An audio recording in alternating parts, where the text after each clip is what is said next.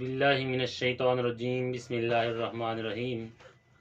अस्सलातु वस्सलामु अलैका या रसूलल्लाह वसल्लम अलैका या हबीबल्लाह। अस्सलामु अलैकुम वरहमतुल्लाहि वबरकातुहू। वेलकम टू सिद्दीकी दवाखाना। मुंह की बीमारियों में आज बात करूंगा। मुंह जो पक जाता है ख़ास तौर पर उस पर बात करूंगा।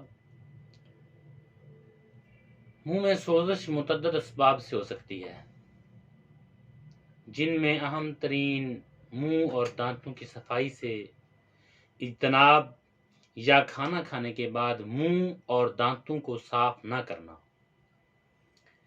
तंबाकू पीना, तंबाकू चबाना, निस्वार, मिसालादार ग़िज़ाएँ, शराब नोशी की कसरत मुंह के अंदर सोजिश पैदा कर सकते हैं। पेट की खराबी की वजह से मुंह में सोजिश या हर वक्त लुआब भरा रहना अलग मसला है। मुतअद्दिद बीमारियों में और जिस्मानी कमज़ोरियों की वजह से भी मुंह पक जाता है। छोटे बच्चों के मुंह अक्सर पक जाते हैं। इनमें ज़बान और गालों की अंदर की तरफ सफ़ेद धब्बे नज़र आते हैं। जिन लोगों को इलाज के सिलसिला में ज़्यादा अरसा तक जरासीम कुछ दवाएं खिलाई गई हूँ, या वो कोई कॉर्टिसोन, आयोडीन इस तरह के मुरक्कबात खा रहे हूँ, तो उनके मुंह में फफूंदी पैदा हो जाती है।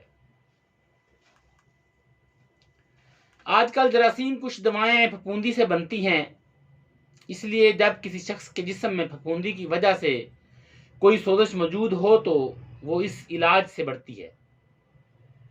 जिस्मानी कमज़ोरी और मनशियात उनके फैलाव का बायस बनते हैं। मुंह के अंदर सफ़ेद दाग धब्बे नमूदार होते हैं, जिनको आसानी से खुरचा जा सकता है, मगर बाद में इन मुकामात से खून निकलता है, ज़ख्म की शक्ल बन जाती है और ये तकलीफ मुंह से गले की सिमत भी जा सकती है। अक्सर लोगों का मुंह बार बार पकता और उनसे ज़ख्म बन जाते हैं। खट्टी चीज़ें और मिर्चें बहुत ज़्यादा लगती हैं। जब ये कैफियत बढ़ जाए तो हर चीज़ खाने से दर्द होता है, बल्कि चबाने की अजियत और मुंह में बनी सरियों की वजह से निकलना एक दूसरी मुसीबत बन जाता है। ये बीमारी आम है। दर्द की शिद्दत को कम करने के लिए,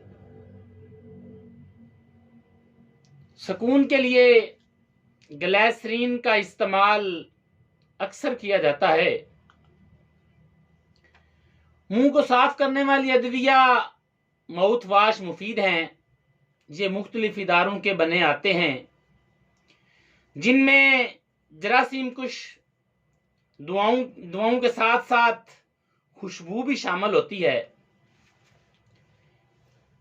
एक दुकान पर मुंह साफ करने का लोशन भी देखा गया है। दांतों के डॉक्टर मसूड़ों पर कथ, लौंग, टेक्चर आयोडीन का मशहूर मरकब गम पेंट के नाम से लगाते हैं। ये मुफीद है।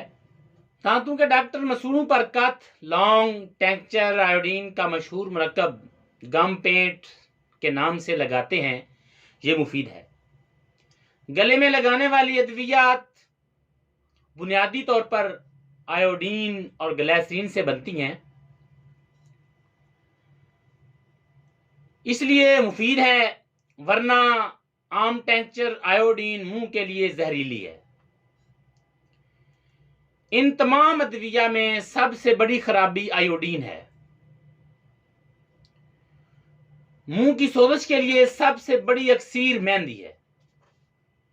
इसके पत्ते लेकर इनको पानी में चाय की मानंद उबाल कर छान लें। इस पानी से दिन में 3-4 मरतबा कुलियां करने से मुंह के जख्मों की जलन और दर्द जाती रहती है। जिन मरीजों के मुंह में बीमारी का ज्यादा जोर था, उनके लिए इस पानी में थोड़ी मिकदार में फलों का सिरका भी मिला दिया गया। इससे फवाइद में खातर खा इजाफा हो गया। इत्बाए कदीम ने मुंह के जख्मों के लिए तिब्ब नबवी से एक बड़ा दिलचस्प नुस्खा तरतीब दिया है। कलवंजी को तवे पर जलाकर राख बना लें, उस राख को सिरका में हल करके मुंह के अंदर लगाया जाए। यह नुस्खा मुंह के जख्मों के लिए बिलाशुबा मुफीद है। मसूड़ों की सोजन बल्कि कीड़ा लगे दांत के दर्द के लिए सही मानों में अक्सीर है। जब मुंह में जख्म ज्यादा हों तो खालस सिरका उन पर लगेगा, अगरचे बाद में फायदा हो जाएगा। इस अजियत से बचाने के लिए अगर इब्तदा में मेहंदी वाले पानी में सिरका मिलाकर 1-2 दिन लगाया जाए तो जख्म कच्चे न रहेंगे। जब वो मुंदमिल होना शुरू हो जाएं तो रफ्तार को तेज करने के लिए कलवंजी और सिरका का मुरक्कब इस्तेमाल करने में कोई मज़ाक़ा नहीं है। कुछ मरीजों में हमने नुस्खा में यूं तब्दीली की कि बरगे मेहंदी 50 ग्राम, सातर फारसी 15 ग्राम, मुरमकी 10 ग्राम, इन तमाम चीज़ों को पानी 750 ग्राम में 10 मिनट हल्की आंच पर पकाने के बाद छान लिया जा गया। इस नुस्खा में मुरमकी और सातर फारसी मुख्तलिफ मुल्कों में मुंह की बीमारियों के लिए बाकायदा तौर पर तजवीज़ की जाती रही है। मुरमकी का बरतानवी टेंक्चर मुंह के जख्मों के लिए 100 साल से इस्तेमाल में है। सातर फारसी का जुज़्वे अमल थाइमोल एक मुसलमा जरासीम कुछ दवाई है। ब्रिटिश फार्माकोपिया में भी इसे मुंह के जख्मों और आंतों की तुफैली कीड़ों के लिए सिका दवाई तस्लीम किया गया है। यह नुस्खा जितने मरीजों को दिया गया उनके लिए सिरका के इजाफा की ज़रूरत महसूस न की गई, क्योंकि 2-3 दिन में अक्सर जख्म गायब हो चुके थे, अलामात ख़त्म हो गई थीं, इसलिए तब्दीली की ज़रूरत न थी। मुंह के जख्मों में रुई के बुढ़े से शहद लगाना, जिसे फुरेरी भी बोलते हैं, बुढ़े के साथ शहद लगाना एक अरसा से बड़ा मकबूल तरीका रहा है और इससे जख्म भी ठीक होते हैं, क्योंकि जो शहद है ये जख्मों को ठीक करता है, पुराने जख्मों को और जल्दी ठीक करता है। हमने जख्मों के इस बाब में एक अहम मसला विटामिन सी की कमी को भी तवज्जो में रखा। अहादीस मुबारका में है कि संतरे को मुफर्रा बताया गया है। हमने संतरे के पानी में शहद मिलाकर दिया,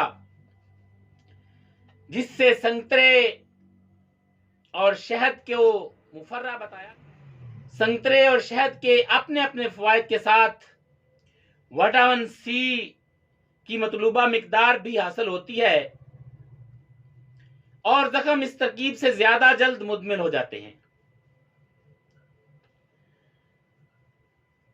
मुंह पकने के बाद इसकी अगली स्टेज है कि मुंह के किनारों का फटना शुरू हो जाता है।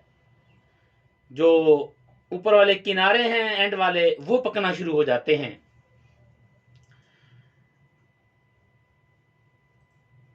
अंदर का मुंह पकने के बाद किनारों का मुतासर होना एक लाजमी अमर है, मगर इत्तेफाक से ऐसा हमेशा नहीं होता, बल्कि मुंह में दांत अगर गलत लगे हों, खास तौर पर ऊपर के दांतों में खराबियों की वजह से मसूड़ों में सोजश हो जाए तो मुंह के किनारे पक जाते हैं। जब मुंह से दांत निकल जाएं तो मुंह को ज्यादा जोर से बंद करना पड़ता है। मुंह बंद करने के बाद किनारों पर बोझ के साथ जिल्द की तह भी बन जाती है। ऐसे में वहां पर फफूंदी का आना रोजमर्रा का मुशाहिदा है। इब्तिदा में मुंह खोलने पर किनारों में हल्का सा दर्द होता है। थोड़ा अरसा मुंह अगर बंद रहे तो खोलने पर ऐसा लगता है जैसे कि किनारों पर जख्म है। ये जख्म किनारों से निकलकर मुंह के दोनों इतराफ की तरफ बढ़ते हैं।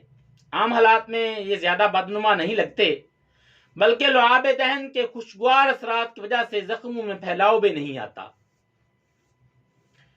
और इन पर जल्द ही छोटे छोटे छिलके आ जाते हैं। ये छिलके हर मर्तबा मुंह खोलने से दूर दर्द करते हैं या थोड़े से उखड़ जाते हैं, जिससे एक जख्म नमूदार हो जाता है। ये बीमारी आमतौर पर शदीद नहीं होती, लेकिन तकलीफ दे होना एक हकीकत है। फफूंदी के खिलाफ असर रखने वाली जदीद अदविया में से एक भी बाकायदा लगाएं। लोशन की बजाय मरहम में लगाना ज्यादा आरामदेह होता है। मरीज को 2-4 दिन में फायदा महसूस होने लगता है। मरीज जब खुद को बेहतर महसूस कर रहा हो तो उसको मजीद इलाज करने पर आमादा करना बड़ा मुश्किल काम है, इसलिए इलाज तर्क हो जाता है और कुछ अरसा बाद यही तकलीफ फिर से मार्दे वजूद में आ जाती है। इस तकलीफ का इलाज करने से पहले मुंह में दांतों का मसला ठीक हो जाना चाहिए, क्योंकि मुंह बंद होने पर होंठों के जोड़ों पर मामूल से ज्यादा दबाव और बड़ी शिकनें पड़ेंगी तो किनारों का फट जाना रोजमर्रा का मामूल बन जाएगा। इसके लिए भी एक नुस्खा है। इलायची सफेद भी उसे कहते हैं, सब्ज, छोटी इलायची, मुख्तलिफ नामों से इसे याद किया जाता है। इलायची खोर भी कहते हैं। 5 ग्राम तबाशीर नुकरा, 10 ग्राम और कोल डोडे का अंदर वाला मगज वो भी 10 ग्राम और 20 ग्राम कूजा मिश्री, इसको बारीक पाउडर बना लें। इसको मुंह में डालकर कुछ देर मुंह में रखें, फिर दूध के साथ निगल जाएं। अगर गर्मी में हो तो लस्सी के साथ भी ले सकते हैं, इसके साथ बहुत ज़्यादा फाका होगा।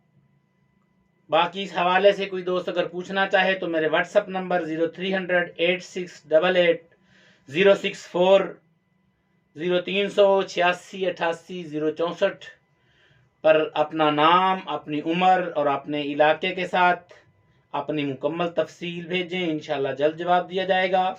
तब तक के लिए हकीम मोहम्मद उस्मान सलीकी को इजाज़त दीजिए। अल्लाह हाफिज़।